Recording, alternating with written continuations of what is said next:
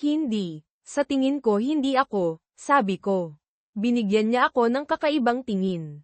Anong ibig mong sabihin, sabi niya. Sabi mo nandito ako pagbalik mo, at sasabihin mo sa akin ang lahat. Ipinaliwanag ko, hindi ako nandito, kaya hindi mo masasabi sa akin. Saan ka pupunta? Tanong niya. Sa ibang lugar, sagot ko. Nag-pout siya. Anong ibig mong sabihin? Sa ibang lugar. Wala kang pakialam, sabi ko. Parang bata ka kung umasta, sabi niya.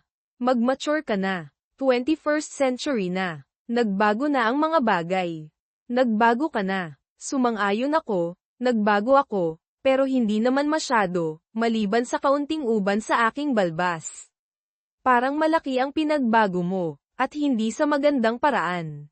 Tiningnan niya ang kanyang sarili, na kasing ganda pa rin tulad ng dati.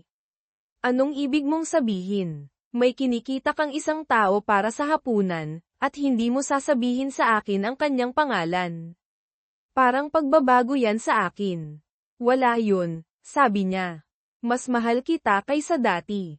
Hindi yan nakakaapekto sa nararamdaman ko para sa iyo. Hindi ko masasabi ang pareho, sabi ko sa kanya. Isang oras ang nakalipas, mas mahal kita kaysa dati, pero ngayon ang nararamdaman ko ay mas maraming pagkasuklem kaysa pag-ibig. Mukha siyang nasaktan. Nakakadismaya yan. Ganyan ang buhay, sabi ko. Lagi akong nadidismaya. Kahapon, sa golf course, inaasahan kong maka-85 pero nauwi ako sa 87. Bakit ka nagsasalita tungkol sa golf? Nakakabigo itong laro, sabi ko. Binanggit mo ang pagkabigo, kaya ibinahagi ko ang sarili kong anekdota. Nakakainis sa kanya ang aking ugali. Sabihin mo kay Barnes na aalis ako sa loob ng 20 minuto, sabi niya. Seryosohin mo ako at subukang umunawa. Ako, seryoso ako sa iyo, sabi ko. Iyon ang problema. Napagtanto kong hindi ka seryosong tao. Nasugatan ang kanyang pride. Wala akong ideya kung bakit mo sinabi yan, sagot niya. Barnes, aalis na ako. Makikita mo, walang magbabago sa atin. Gagawin kitang labis na masaya. Hindi mo pa namamalayan, pero mangyayari yun. Nagkakamali ka, sabi ko. Saan ako nagkakamali? Tanong niya. Na walang magbabago. Lahat ay nagbago. Ang aking saloobin sa iyo ay nagbago. Paano na sina Sylvia at Beck? Anong iisipin nila tungkol sa paghihiwalay ng kanilang mga magulang? Anong kalokohan yan, Barnes? Hindi tayo magdidiborsyo. Ang ginagawa natin ay walang kinalaman sa kanila. Sang-ayon ako, hindi sa hindi magdidiborsyo, na bahagi, kundi sa walang kinalaman sa kanila, na bahagi. Sa kasamaang palad, ito ay tungkol sa nangyayari sa pagitan mo at ng isang lalaking hindi pinangalanan. Pinagugulo mo ang mga bagay, sabi niya. Barnes, maupo tayo at pag-usapan ang mga isyong ito. Hindi tayo uupo, sabi ko. Aalis ako. Mas mahalaga ito kaysa sa anumang plano mo. Iginigiit niya, hindi ako magtatagal dito. Napagdesisyonan ko na kanina, sabi ko. Mukha siyang handa ng makipagtalo. Collins, huli na ang lahat. Sa sandaling naisip mong papayagan ko ang iyong pag-uugali, nawalan ka ng respeto sa akin bilang isang lalaki at asawa. Huli na ang lahat. Hindi yan totoo, sigaw niya. Hindi ako nawalan ng respeto sa iyo. Hindi ako naniniwala sa iyo, sabi ko. Lahat ng ginawa mo mula nang makauwi ka ay nagpapatunay na totoo yun. Aalis ako. Maaari kang pumunta sa iyong date. Tapos na ako. Kinuha ko ang aking jacket, pataka, at mga susi, naglakad papunta sa pinto, at umalis. Hinabol niya ako pero hindi umabot sa oras.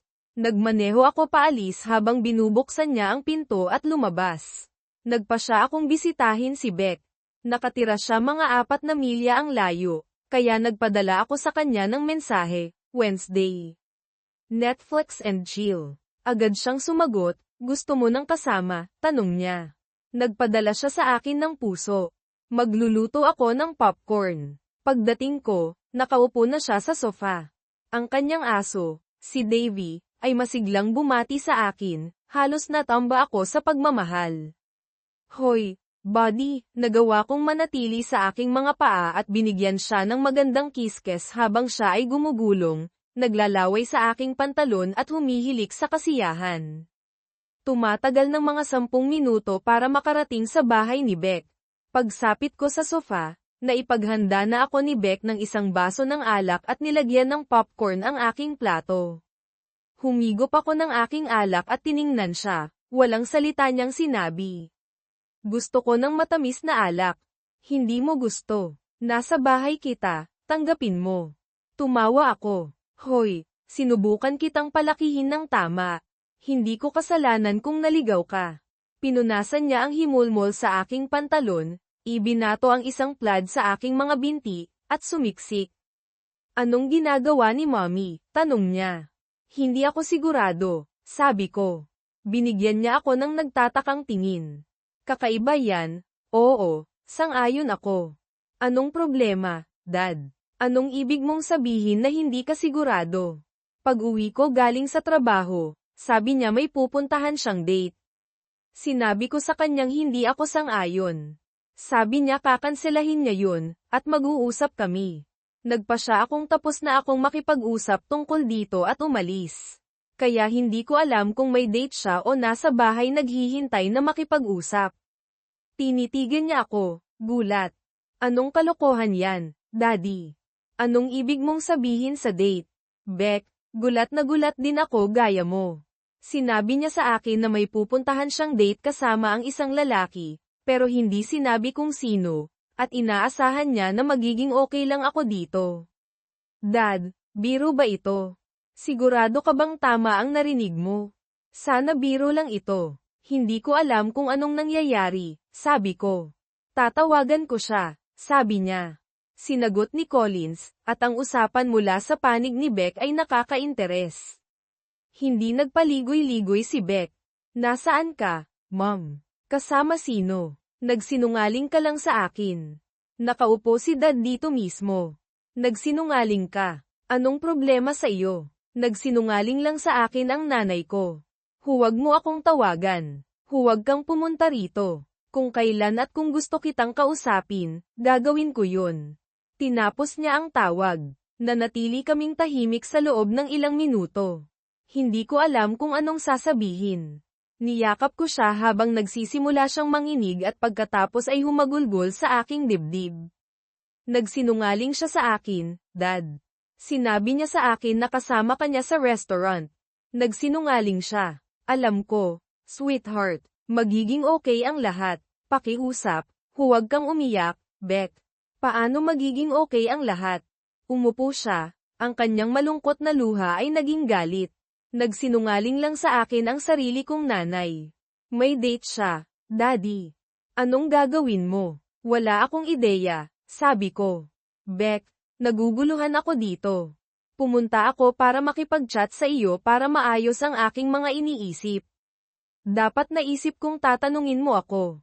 Pasensya na, hindi mo kasalanan. Kumuha siya ng tisyo, pinunasan ang kanyang mga mata, at suminga. Tiningnan niya ako, pagkatapos ay humiga sa ibabaw ni Davy, na humihilik bilang pagtutol. Pagkatapos ng ilang minuto, bumalik siya sa akin, sumiksik sa kanya. Laging pinapakalma ako ni Davy, sabi niya, niyayakap ka laging pinapakalma ako. Sinabi ko sa kanya, mas mabango ka kaysa kay Davy. Humadyak-jak siya. Ew, medyo mabaho. Kausapin mo ako, Daddy. Saan nanggaling to? Anong nangyayari sa pagitan ninyo ni Mom? Anong gagawin mo? Ako, gusto kong sumagot, pero hindi ko alam. Gulat ako. Sa loob ng 1 minuto, naupo siya sa katahimikan. Dapat nating tawagan si Sylvia, sabi niya. Kinuha niya ang kanyang cellphone. Hoy, nasaan ka? Kailangan kitang pumunta rito ngayon din. Hindi. Napakahalaga nito. Magkikita tayo mamaya. Nasa Straps siya, sabi ni Beck. Club yun malapit dito. Kailangan niyang sumakay ng Uber. Kumain kami ng popcorn at uminom ng alak, nag-uusap ng mahina tungkol sa maaaring nangyayari kay Collins. Dumating si Sylvia mga 20 minuto ang nakalipas. Binati niya si Davy at pagkatapos ay sumama sa amin sa sofa. Si Sylvia, na 3 taon mas matanda kaysa kay Beck, ay palaging malapit sa kanyang kapatid. Si Beck ay isang maliit na blonde tulad ng kanyang ina, habang si Sylvia ay mas matangkad, na may buhok at mga mata ng kanyang ina, isang bahagyang mas malaki at mas madilim na bersyon niya. Niyakap niya kaming dalawa. Anong nangyari? Tanong niya.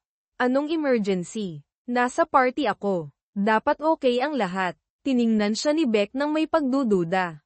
Hindi maganda yan. Nakapag-hi ka. Tumawa si Sylvia. Nagkaroon ako ng 2 margarita at isang cocktail. Okay, Dad, gumawa ka ng kape, utos ni Beck. Seryoso to, pagsapit ng nakagawa na ako ng kape at nakainom na si Sylvia ng kanyang pangalawang tasa, nasabi na sa kanya ni Beck ang lahat. Mukhang nagulat si Sylvia. Daddy, may iba pa rito, hindi ba? Nag-aaway ba kayo? Mga problema sa kwarto. Nag-aaway kami minsan, oo, pero hindi nahihigit pa noong nakatira pa kayo rito. Madalas kaming nag-aaway tungkol sa inyong dalawa, sabi ko. Sinuntok ako ni Beck sa bicep. Hoy, tumawa ako. Walang problema sa kwarto, na alam ko. Kung mayroon man, wala pang sinasabi ang nanay ninyo. Kailangan ko siyang kausapin, sabi ni Sylvia. Beck, pati ikaw. Kailangan mo siyang kausapin. Daddy, bakit hindi ka nalang nagtagal at kinausap siya? Siguro dapat ginawa ko yun, pag-amin ko. Masyado akong nagalit. Ipinahayag niya ito ng napakalmado. Niyakap ako ni Beck. Alam ko, Dad, pero kailangan namin siyang kausapin. Kailan mo siya makakausap nang hindi ka nagagalit? Hindi ko alam, sabi ko. Sana malapit na. Hindi ko na kaya pang magtagal. Pupunta ako sa lawa, susubok ang mag-relax, at magpapakatatag. Sasama ako sa iyo, sabi ni Beck. Hayaan mo akong kunin ang aking bag at kumot para kay Davy. Huminto siya. Bigyan mo ng sigarilyo si Daddy, sabi niya kay Sylvia. Tiningnan ako ni Sylvia na nagtatanong. Tumango ako, at iniabot niya sa akin ang isang case. Hindi ako regular na naninigarilyo, pero nakakatulong ito sa pagkabalisa, at naramdaman kong kailangan ko ito. Lumabas si Beck kasama ang kanyang bag, kinuha ang mga pinggan ni Davy, at pumunta kami sa truck. Inihatid kami ni Sylvia. Kakausapin ko si Mom bukas, sabi niya. Beck, ipaalam mo sa akin kung anong mangyayari. Daddy, huwag kang gagawa ng anumang katangahan, okay? Siguro, sabi ko. Susubukan kong huwag gumawa ng sobrang katangahan. Niyakap kami ni Sylvia. Sumakay si Davy sa kotse, at umalis kami. Habang papunta, nagtanong si Beck ng 1,000,000 tanong, ang ilan ay nasagot ko, ang ilan ay hindi ko nasagot. Nakarating kami sa lake house, dinala si Davy sa lawa, at naglakad sa tabi ko, hawak ni Beck ang aking kamay. May ilang bagay na hindi nagbago. Lumangoy si Davy, humabol ng mga palaka at squirrel, at bumalik kami. Nagdidilim na. Tiningnan ko ang supply ng alak. Gusto mo ng mojito? Tanong ko kay Beck. Yummy, sabi niya. Gusto ko. Gumawa ako ng 2 malalaking portion. Sinindihan ni Beck ang furry place, at sumimsim kami ng aming mga inumin at nag-usap. Sinindihan namin ang isang sigarilyo, at naramdaman kong relax. Anong sa tingin mo, Daddy? Tanong niya. May ilang option ako, pero lahat ay nakadepende sa mom mo, sabi ko. Medyo magulo. Maaari niyang sabihin na nawala siya sa sarili at bawiin ang lahat. Saan sa therapy? Sabi ni Beck. Tumawa ako. Siguro susubukan ko. Paano kung determinado siya? Tanong niya. Sa korte, siguro, sabi ko, pero hindi ko makita kung bakit niya gugustuhin yun. Wala akong ideya, sabi ni Beck. Magiging mas matalino ka kaysa sa akin, Beck. Magiging psychologist ka na. Bakit niya gagawin ito? Wala akong ideya, sabi niya. Nandaraya ang mga tao para sa paghihiganti, mga isyu sa commitment, atraksyon sa laman, o kawalan ng katuparan, pero hindi ko akalaing may alinman doon na naangkop kay Mom. Kung may mga reklamo siya, dapat niya akong kausapin at hayaan akong ayusin ang mali. Oo, akala mo, sabi niya. Malalaman natin. Kakausapin ko siya bukas. Dad, kailangan mo akong pabalaykan para kunin ang kotse ko. Nakakagulat, nakatulog ako ng mahimbing. Nanood ako ng mga video hanggang sa nakatulog ako. Bumangon ako, nagbihis, dinala si Davy sa labas, at naglakad-lakad siya sa loob ng 1 oras. Pagbalik namin, gising na si Beck. May makakain ba tayo, Daddy? Tanong niya. Hindi talaga, honey. Kinailangan naming huminto habang papunta rito. Okay lang, sabi niya. Maaari mo akong ilabas para mag-almusal. Gusto ko ng French toast sa Gaze. Deal. Iniwan namin si Davy sa bahay, halos tulog. Pagkatapos ng malaking almusal, nag-usap kami tungkol sa hypothetical situations, school, aking trabaho, mga kalokohan ni Davy, at ang kanyang internship. Pagkatapos makuha ang kanyang mga gamit at si Davy, dinala ko siya pauwi. Bumalik ako sa lawa, umupo sa porch, at nanood ng mga bangka. Nakaramdam ako ng lungkot. Na-miss ko si Collins at ang mga panahong nakaupo kaming magkasama na walang ginagawa. Na-miss ko si Beck at maging si Davy. Nagpa siya akong mangisda. Pinalayag ko ang bangka at nakahuli ng 6 na magagandang crappie. Nilinis ko ang mga ito at nakahanap ng ilang frozen fries na makakain kasama ng mga ito. Masarap ang mga ito. Pagka-on ko ulit ng aking cellphone, nagkaroon ako ng mga text mula sa parehong babae na pinapapunta ako sa bahay ni Beck. Nakarating ako roon, at kumakain sila ng pizza. Dinalhan ako ni Beck ng beer, at umupo kami sa kitchen bar habang kumakain sila.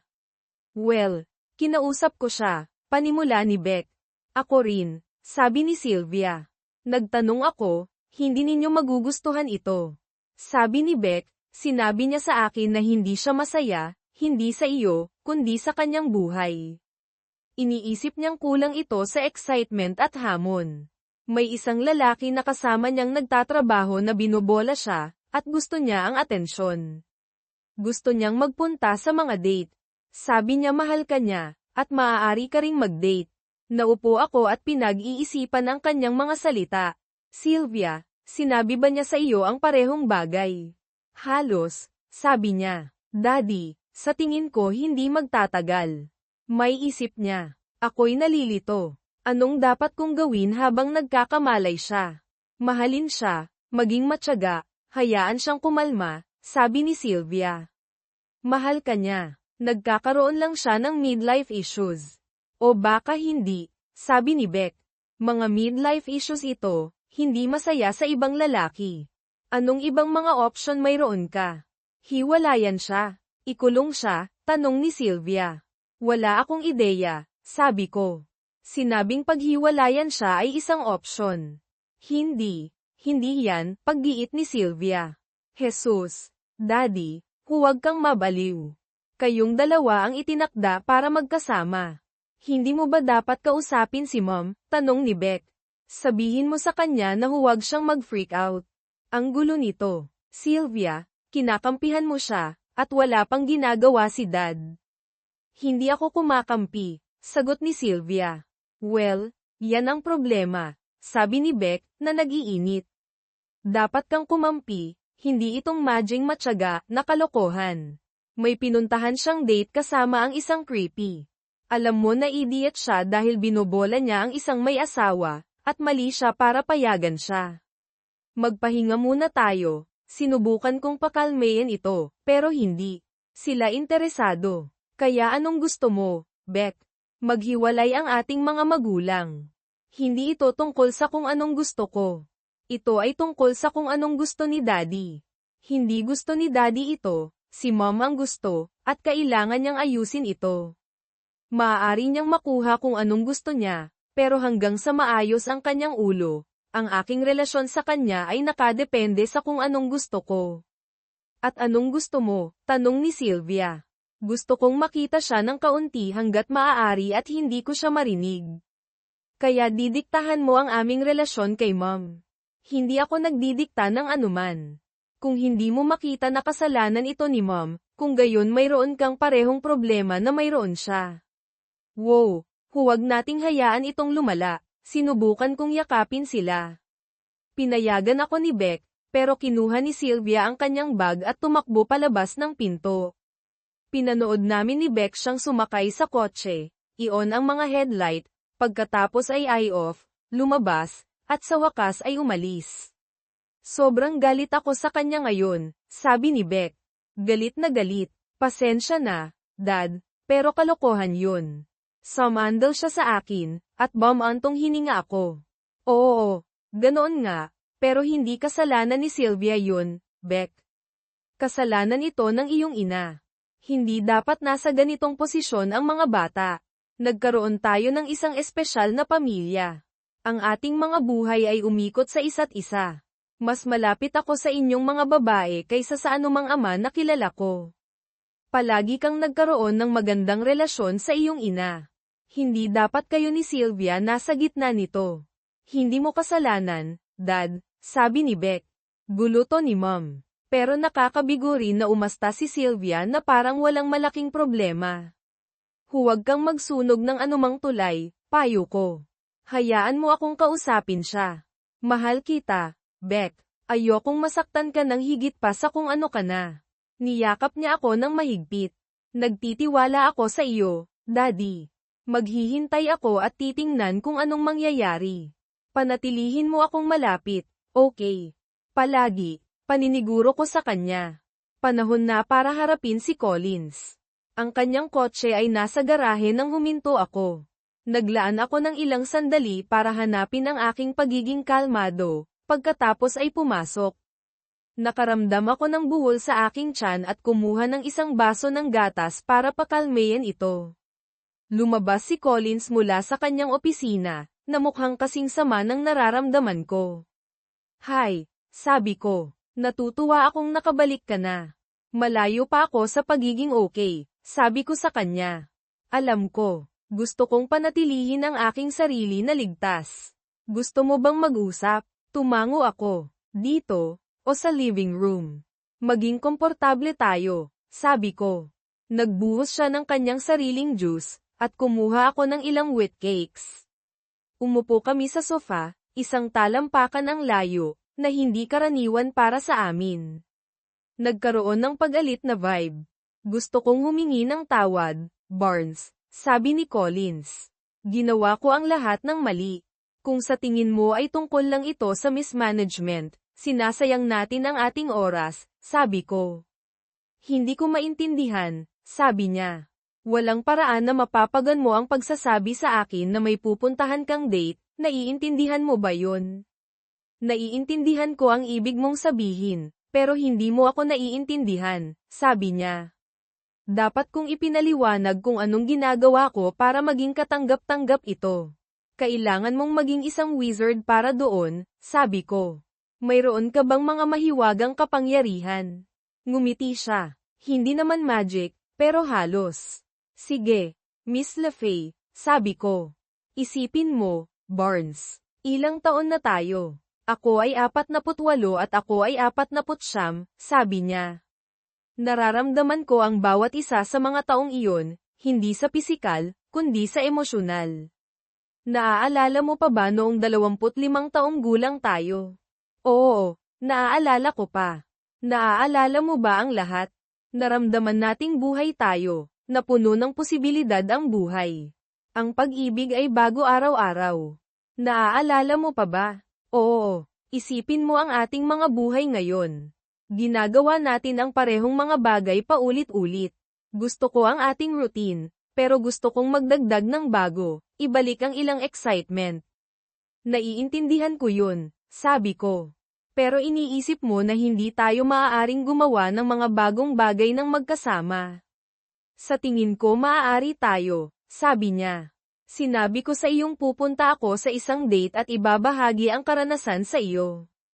Maaari mo ring gawin ang pareho.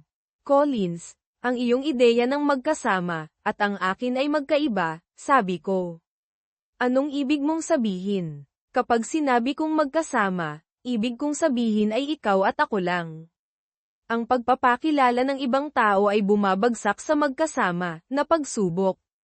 Nag-isip siya sa loob ng ilang sandali. Gaano nakatagal mula nang gumugol ka ng oras na mag-isa kasama ang ibang babae bukod sa pamilya? Mga 6 na buwan. Naaalala mo pa ba ang Kansas City kasama si Amber? Nakipagkita kami sa mga telecom rep. Tumango siya. Kilala kong mabuti si Amber. Sabihin mo sa akin, Barnes, mayroon bang anumang tensyon sa pagitan ninyong dalawa? Hindi na alam ko, sabi ko. Maganda siya, pero may asawa ako at 10 taon mas matanda. Hindi kami nag-flirt. Mayroon kaming magandang relasyon sa trabaho at pagkakaibigan, wala nang iba pa. Well, sinabi mo mismo, maganda siya at single. Paano kung ilabas mo siya para sa hapunan, pumunta sa NTI, at sumayaw na magkasama? Hindi ba magiging exciting yun? Hawak-hawak ang lahat ng ganda sa iyong mga braso. Hindi ba magpapatakbo yun sa iyong motor? Siguro. Kaya nga hindi ko ginagawa. Sabi ko. Bakit hindi? Tanong niya. Dahil may asawa ako sa iyo, sabi ko sa kanya. Hindi ko inilalagay ang aking sarili sa mga sitwasyon kung saan tinutokso ako ng sino man maliban sa iyo. At kung okay lang ako dito, tanong niya. Hindi mahalaga, sabi ko. Hindi ito babagay sa akin. Bumantong hininga siya. Okay lang ako dito ngayon. Mas mature na ako. Magtitiis ako. At sa tingin ko dapat kang magtiis na gawin ko ang pareho. Hindi yan ang pinasukan ko. Nangako ka sa akin, at nangako ako sa iyo. Kung gusto mong umalis, pagpapasya mo yun. Kung determinado ka, hindi kita mapipigilan. Kinokontrol ko lang ang aking sarili. Ayokong umalis, sabi niya. Gusto kong maging mas malaya at kusang loob, pero manatiling kasal. Gagawin mo ang gusto mo kahit ano pa ang nararamdaman ko. Hindi ko matatanggap yan. Itinatago mo to sa akin ng matagal na. Ano pa ang itinatago mo? At saka yung ginawa mo noong Biyernes ng gabi. Pasensya na. Hindi ko dapat ginawa yun. Nagalit ako nang umalis ka. Kasiningan yan. Pinlano mo na to bago pa noong Biyernes. Nagsinungaling ka rin kay Beck. Magaling ka dyan. Isinuka ko ang galit ko. Nagkaroon ka ng pagkakataon para ayusin to. Hindi nagbago ang posisyon ko. Hindi tungkol sa kung paano mo ginawa, tungkol sa ginawa mo to. Plano mong gumawa pa at gusto mo tong gawin. Pipigilan ko ang sarili ko, kaya kukunin ko na lang ang mga gamit ko at aalis, at gawin mo na yan. Barnes, hindi yan ang gusto ko, pagtutol niya. Hindi ako ang gumagawa, pero gusto mo, sabi ko. Sa ngayon, wala akong tiwala sa'yo. Akala mo na boring ako at kailangan ko ng excitement. Kahit hindi mo gawin, alam ko pa rin na yan ang iniisip mo. Iba ang gusto natin, kaya maghiwalay na tayo. Pumunta ako sa basement, kinuha ko ang bagahe ko, at nagsimulang mag-impake. Kinuha ko ang kailangan ko para sa 1 linggo, planong bumalik sa susunod para sa iba pa.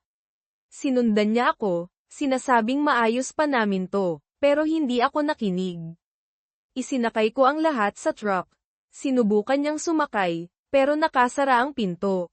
Tumayo siya sa driveway habang nagmamaneho ako paalis. Nakakalungkot. Mahal ko siya at parang nawalan ako ng kalahati ng puso ko. Hindi ko makita ang paraan pasulong. Huminto ako sa grocery store para ilihis ang atensyon ko. Pero ang pagpunta sa lawa ang nagpaalala sa lahat. Binuksan ko ang isang podcast pero walang naintindihan.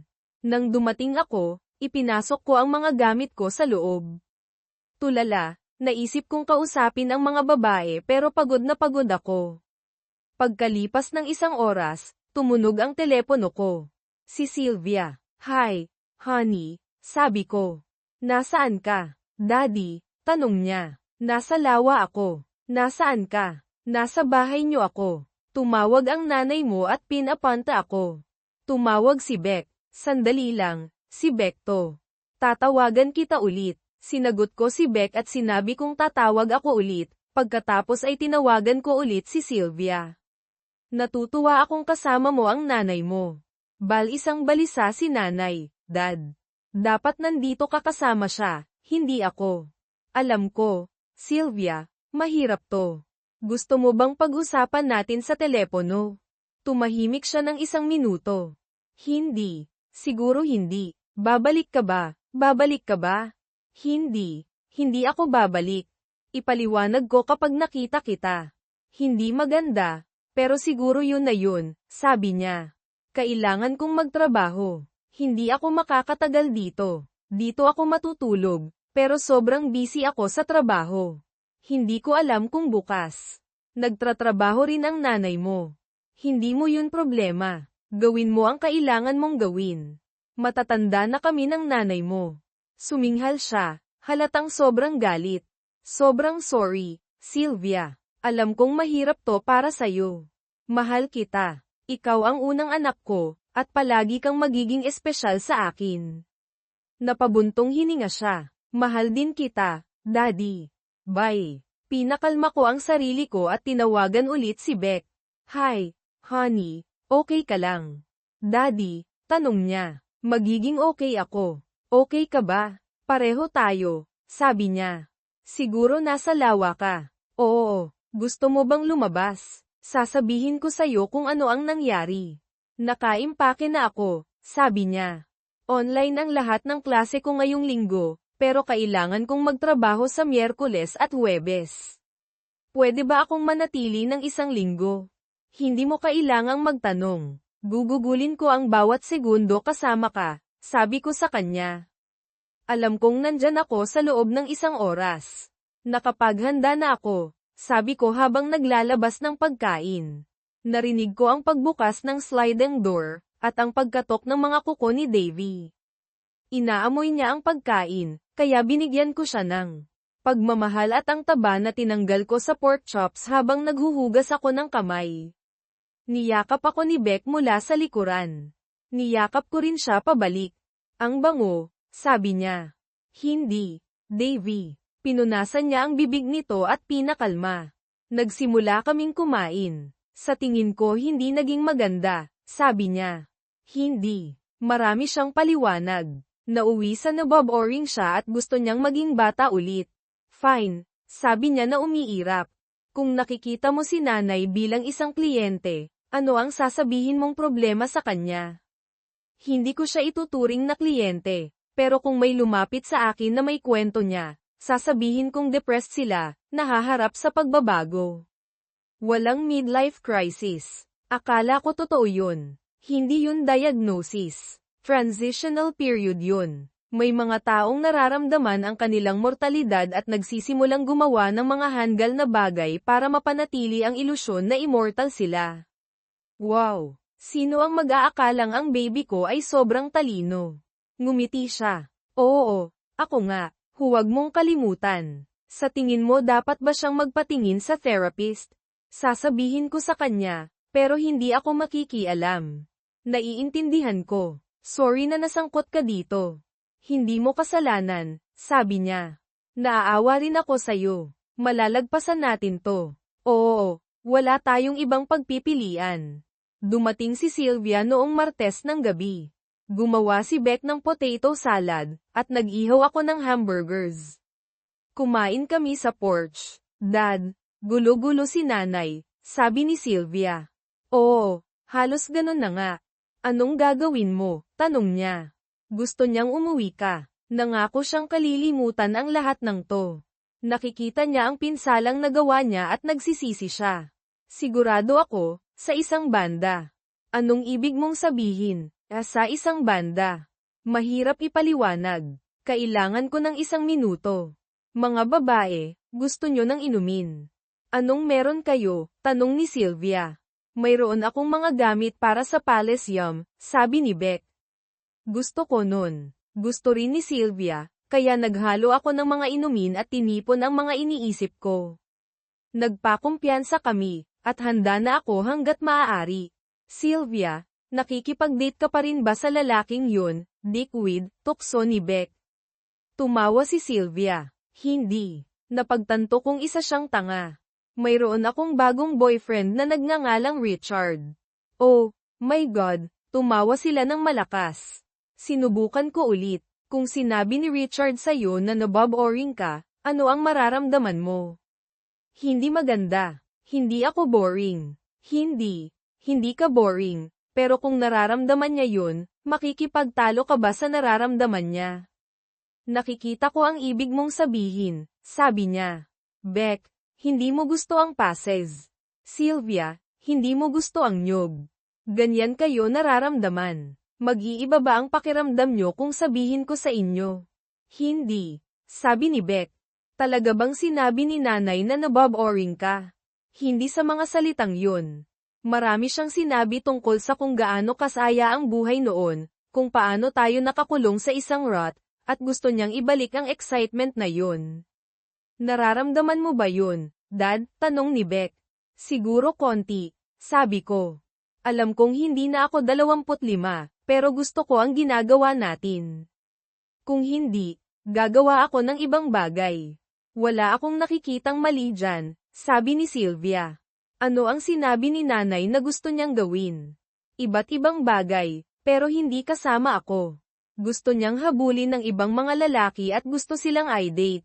Oh, my God, sabi ni Beck. Paano ko hahawakan to? Pwede ko bang sabihin sa kanyang mali siya? Hindi pwedeng pagtalunan ang mga damdamin. Bigla bang lilito ang excitement? Hindi. Sabi ni Beck. Honey, talagang naniniwala ka bang bigla lang to pumasok sa isip niya noong Biyernes? Matagal na niyang iniisip to at walang sinabi sa akin. Alam ko, sabi ni Beck. Ako rin, dagdag ni Sylvia. Dad, kung mag-therapy siya at magbago ang isip niya, maayos niyo ba? Umiling ako. Akala niya pwede niya lang sabihin sa akin na magde-date siya, at okay lang ako. Sobrang walang respeto yun. Lumubog si Sylvia sa upuan. Alam ko, Dad. Paano kung talagang nagsisisi siya?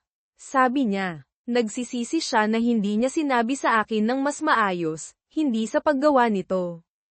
Kakausapin ko siya. Sabi ni Sylvia. Beck, pwede ka bang tumulong? Kung papayag siyang magpatingin sa therapist, gagawin ko, kung hihingi siya ng tulong, sabi ni Beck, pero kailangan niyang gustuhin ito mismo. Umalis si Sylvia na hindi masaya. Nagpatuloy kaming mag-usap ni Beck sa kanya, ngunit tinanggihan ni Collins ang therapy at binanggit lamang ang couples counseling. Akala ni Beck magiging walang saysay ito maliban kung matugunan ang kawalan ng kasiyahan ni Collins. Handa ka na ba rito? Tanong ni Beck. Hindi. Hindi ako interesado sa ibang mga babae o ibahagi siya sa ibang mga lalaki, sabi ko. Tinanong ni Sylvia, paano kung isipin mo na break ito at makipag-ugnayan sa ibang mga babae? Pagkatapos, kapag naayos na ni nanay ang sarili niya, pwede kayong bumalik sa normal. Pwede ba? Tanong ko. Paano kung sa loob ng ilang taon? Naboboring na naman siya. Bukod pa rito, wala akong kakilalang hot chicks, kahit gusto ko man, at walang naghihintay sa labas. Tumawa silang pareho. Mukha kang maganda para sa edad mo, sabi ni Sylvia. Kung naghahanap ka, wala kang magiging problema. Hindi ako interesado, sabi ko. Hindi. Sylvia, hindi ko kaya. Nadidismaya ka ba, sa isang banda?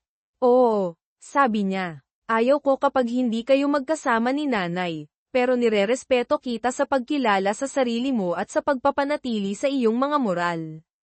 Salamat. Pagkatapos ng 2 buwan na walang pagbabago, naghain ako ng diborsyo. Tumawag agad si Collins. Sobrang layo na nito, Barnes. Dinidiborsyo mo ba ako? Wala kang dahilan para gawin yun. Ano ang sasabihin mo sa judge? Hindi ko kailangang sabihin sa kanya. Yun ang kahulugan ng no-fault divorce. Ano ang sasabihin mo sa iba?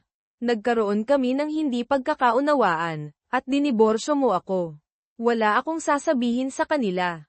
Wala silang pakialam. Pupunta ako doon. Kailangan nating mag-usap bago maging huli ang lahat. Gusto mo bang magluto ako ng hapunan sa Biyernes ng gabi?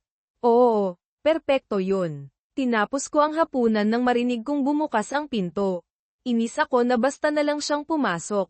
Pareho naming pag-aari ang lake house, pero hindi ako pumupunta sa bahay namin sa bayan kapag nandoon siya. Kinukuha ko lang ang mga gamit ko kapag wala siya sa trabaho. Mukha siyang kasing ganda pa rin, pinapabilis pa rin ang pulso ko sa kabila ng pagod ko. Ibinato niya ang pataka niya sa upuan at lumapit. Gusto niya akong yakapin at halikan. Nagawa kong yakapin siya, pero sobra na ang halik. Mukha siyang nasaktan, pero ako rin, sa magandang dahilan. Anong maitutulong ko sa'yo? Tanong niya. Handa na ang lahat. Kung gusto mo, pwede mong maghain ng lamesa habang kinukuha ko ang mga pinggan. Inilatag namin ang pagkain, nagbuhos ng alak, at nagsimula siya. Ayokong magdiborsyo, Barnes. Bakit hindi? Tanong ko. Dahil mahal kita at gusto kong gugulin ang buhay natin ng magkasama, sabi niya. Pero bakit? Hindi ka masaya, tandaan mo. Hindi ko sinabing hindi ako masaya, sabi niya. Malinaw mong ipinahayag ang iyong kawalan ng kasiyahan. Hindi mo ako naiintindihan. Sapat na ang kasiyahan ko. Gusto ko lang dagdagan ang kasiyahan natin sa pamamagitan ng pakikipag-date sa ibang mga lalaki. Hindi ako komportable doon. Ang simpleng sagot ay diborsyo. Pwede kang magsaya kasama ang ibang mga lalaki, at hindi ako maiinis.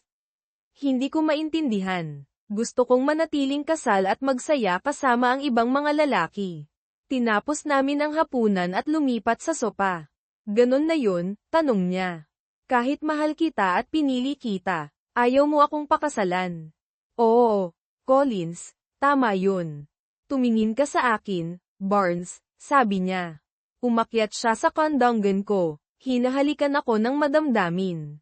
Sa isang sandali, nawala ako sa mga sensasyon, ngunit pagkatapos ay tumigil ako sa pagtugon. Dahan-dahan siya at tumigil. Anong nangyari? Tanong niya. May nakilala ka bang iba? Tanong ko. Alam ko na ang sagot. Barnes, magde-date ka ba? Siguro, sabi ko. Gusto kong maging kasal. Sa tingin ko hindi yun boring. Pwede ba akong maging isa sa mga babaeng date mo? Siguro, pero hindi pareho ang nararamdaman ko sa'yo. Siguro titigil ako sa pagiging galit, pero hindi ako maghihintay. Tumayo siya, kinuha ang pataka niya. Sabihin mo sa akin kung magbabago ang isip mo, sabi niya, at umalis. Nasa korte ang diborsyo, at humingi ng counseling ang abogado niya. Ipinaliwanag ng judge na kailangan niyang i-schedule ito kung hilingin ng isang partido. Hindi ko gagawin to, sabi ko sa abogado ko. Alamin mo, hindi ko kaya, ito ang batas. Paano kung bawiin natin ang petisyon para sa diborsyo? Uutusan pa rin ba niya ito? Nagulat siya. Hindi. Sa tingin ko hindi niya kaya. Yan ba ang gusto mo? Oo, gawin mo, sabi ko. Nagulat ang lahat, at mukhang nagmamagaling si Collins. Pagkatapos ng mga paglilitis, sinabi ko sa kanya, hindi ako pipiliting gumawa ng kahit ano. Hanggat hindi mo tapos to, huwag mo akong kontaken. Hindi na kita kakausapin kung yan ang gusto mo. Nalaglag ang panga niya, at umalis ako. Sinubukan niya akong kausapin sa loob ng 2 buwan, kahit sa pamamagitan ni Sylvia. Lumala ang relasyon ni Beck sa nanay niya, na nagdulot ng tensyon sa pagitan ni Beck at Sylvia. Sinubukan ni Collins na pumunta sa lake house, pero pinalitan ko ang mga kandado.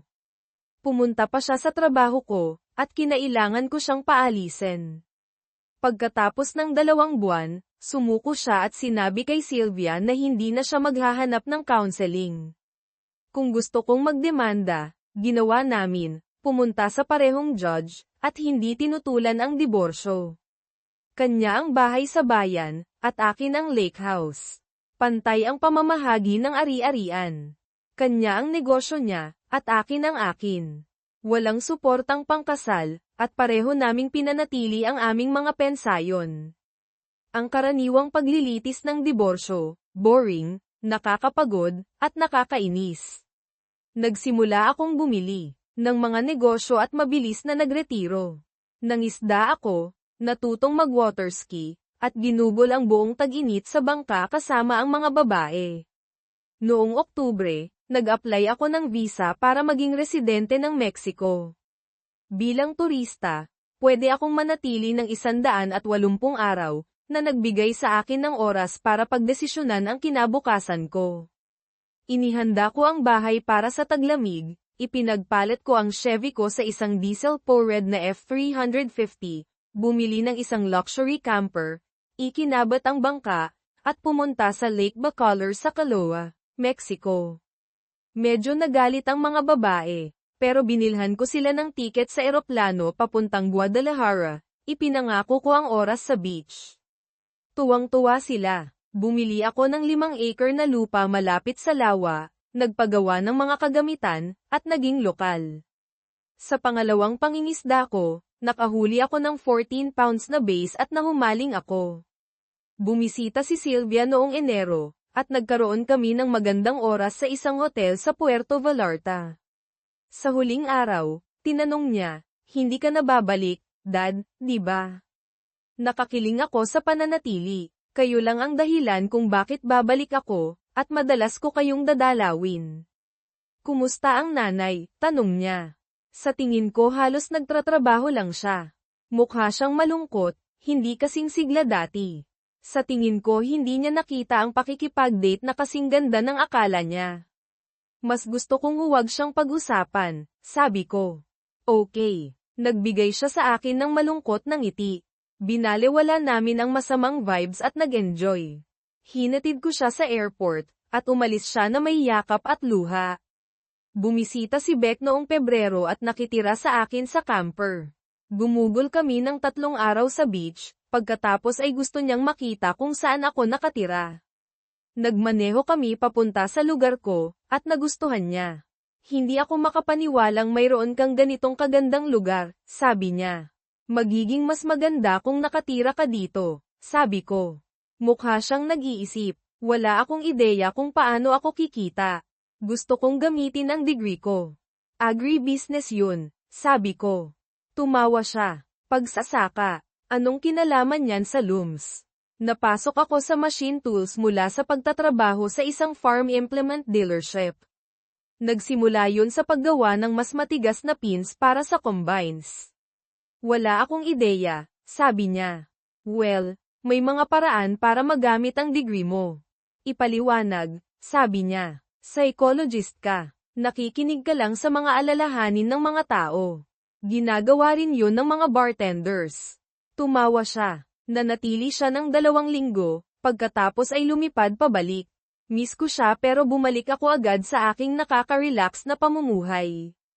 Pagkalipas ng 6 na buwan, tumawag siya. Kailangan ko ng pabor. Kung kaya ko, gagawin ko. Kailangan ko ng loan, malaking loan, o kulang lang sa cash. Malaking loan, sabi niya. Gusto kong bumili ng cabin. Existing lodge ba yun? Nagpapasok ba siya ng kita? Pwede ko bang makita online? Umaasa akong pupunta ka para makita yun. 10 milya ang layo sa Lake Bacolor. Talaga. Sinuri mo na ang mga libro. Oo, kumikita siya ng maganda. Mayroon silang bar, kaya pwede kong pakinggan ang mga problema ng mga tao. Tumawa ako. Magkano ang kailangan mo? Ipinakita niya sa akin ang isang nakakagulat na numero. Wow, Beck, lumaki ka. Go big or stay home, sabi niya. Maghahanda ako ng payment plan, sabi ko. Sabi niya, dapat short term lang. Kapag pag-aari ko na ang negosyo at nagpakita ako ng kita, makakakuha ako ng bank financing. Sa ngayon, para akong walang credit rating. Naiintindihan ko, sabi ko. Sobrang cool nun, Beck. Magiging masaya na nandito ka. Titingnan ko at sasabihin ko sa'yo kung ano ang iniisip ko, pero kailangan mong makita ito para sa sarili mo. Pagkalipas ng 3 linggo, dumating siya, at sinuri namin ang lugar. Nag-cater ito sa mga mangingisda, karamihan mula sa US, at mukhang isang magandang pamumuhunan. Pagkalipas ng 6 na buwan, pag-aari na ni Beck ang negosyo at pinatakbo ito ng maayos. Naging lokal na celebrity si Davey, at gumugol kami ng maraming oras ng magkasama. Minsan nagtratrabaho si Beck sa bar, at masayang panoorin siyang gamitin ang kanyang mga kasanayan sa psychology. Unang klase ang restaurant at laging matao, ngunit laging may upuan para sa akin sa kusina. Isang Biyernes ng gabi, tinanong ako ng chef kung okay lang sa akin kung may isa pang bisita na umupo kasama ko. Pumayag ako. Nang bumalik siya kasama ang bisita, nalaglag ang pangako. Napakaganda niya, eleganteng nakadamit ng dilaw na outfit na nagpatingkad sa kanyang kutis. Mayroon siyang buhok na kumikinang at kulay itim na may ilang kulay abo, matataas na cheekbones, at madidilim na mata. Ipinakilala kami ng chef, Miss Valiente. Ito si Mr. Barton. Siya ang tatay ng lady of the house. Tumayo ako habang umuupo siya at ipinakilala ko ang sarili ko.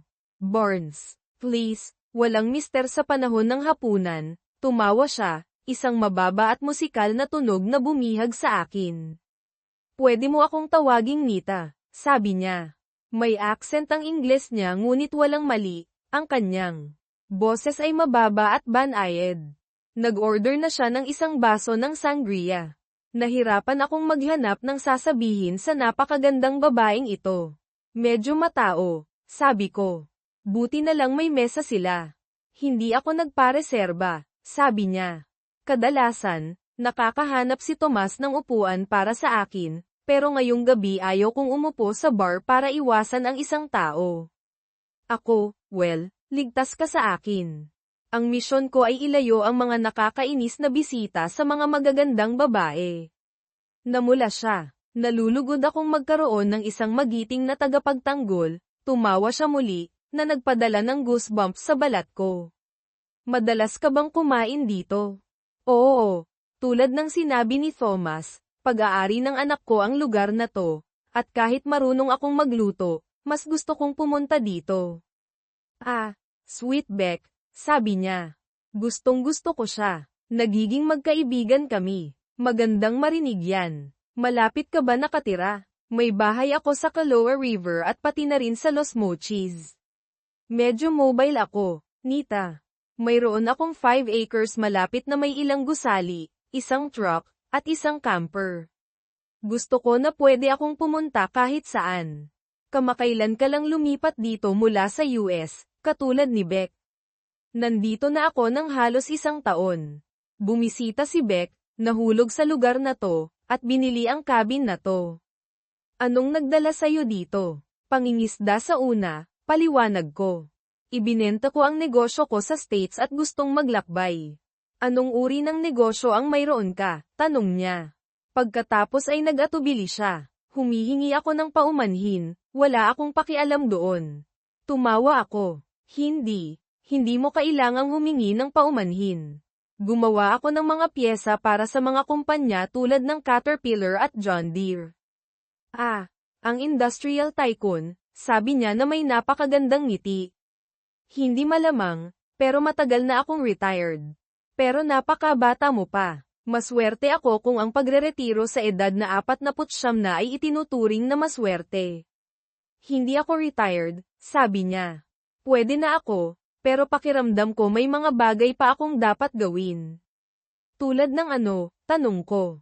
Kung okay lang na magtanong ako. Isa akong smuggler, sabi niya ng mahina. Nang makita ang reaksyon ko, tumawa siya. Nagbibiro lang ako. May pag-aari akong pharmaceutical company na nagsusupply ng mga prescription medication sa Mexican Social Security Institute. Wow, napakaganda naman, sabi ko. Kaya rin ako nakatira sa Los Mochis, sabi niya. Siguro dapat na akong magretiro at maging isang slacker at dreamer na katulad mo. I hope this is helpful. Let me know if you need anything else. Tumawa ako. Napakahusay mong magsalita ng Ingles. Salamat, tanong niya. Lumipat kami sa Espanyol. Oo, ikwento mo sa akin si Nita, nakangiti niyang sabi. Marami akong ektarya sa tabing ilog, ilang kabayo, at maraming baka ng Gelbvia. Hindi ko sila kilala ng personal, sabi ko, na nagpatawa sa kanya. Kailangan kitang ipakilala sa ilan, sabi niya. Tumawa ako. Nakakatawa ka. Maaari ko bang itanong kung umiiral ba si Mr. Valiente? Hindi. Dati, namatay siya sa pagsabog ng planta ng petrochemical. Ikinalulungkot ko, Nita. Ayos lang. 11 taon na ang nakalipas. Naaalala ko ang masasayang sandali. Kumusta si Barnes? Tanong niya. May ina si Beck. Oo. At isa pang anak na babae, si Sylvia. 3 taon siyang mas matanda kay Beck. Ipinakita ko sa kanya ang larawan ni Sylvia. Napakaganda niya. Hindi siya nakatira dito. Hindi. Nakatira siya sa Estados Unidos kasama ang kanyang ina. Hiwalay na kami ng asawa ko 2 taon na ang nakalipas. Masakit ba ang paksang iyan? Dati, pero hindi na masyado ngayon. Iba ang gusto namin. Gusto niya ng bukas na pag-aasawa, at hindi ko gusto. Ikinalulungkot kong marinig iyan. Ganyan ang buhay. Sabihin mo, maaari ba kitang isama sa hapunan sa susunod na weekend? Gusto ko, pero kailangan kong pumunta sa Las Mochis hanggang sa susunod na Martes.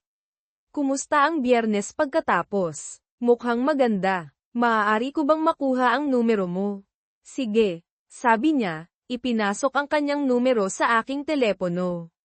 Siguro kapag sisunduan mo ako, ipakikilala kita sa ilang baka, kinikilig niyang sabi. Inihatid ko siya sa kanyang kotse, isang bagong silver na BMW Z4. Hinalikan niya ako sa pisngi, at parang kuryente. Napakagandang kasama sa hapunan, Barnes, sabi niya. Salamat sa pagpayag na sumama ako sa iyo. Ako ang nag-enjoy. Hindi ako makapaghintay sa ating hapunan. Nasa iyo ang numero ko, tawagan mo ako sa hapon. Gagawin ko, pangako ko. Isinara ko ang kanyang pinto at pinanood siyang umalis. Napakaganda niya, at makikipag-date siya sa akin. Parang high ako. Nang pupunta na akong magpaalam kay Beck, tuwang-tuwa siya. Nagustuhan mo ba siya? Hindi ba siya kamangha-mangha? Inaya mo ba siya sa date? Ikaw ang nag-set up sa akin, sabi ko. Oo, ginawa ko. Perpekto siya para sa iyo. Pumayag ba siya? Oo, sa susunod na Biyernes, pero kailangan ko ng transportasyon maliban sa truck. Maaari mong gamitin ang kotse ko. Salamat, Beck. Kailangan ko na ring magkaroon ng sarili ko sa lalong madaling panahon. Kinabukasan, tinext ko si Nita. May 2 masasamang babae na nagkakasundo laban sa akin. Nagpadala siya ng mga smiley face na may puso. Ang paglaban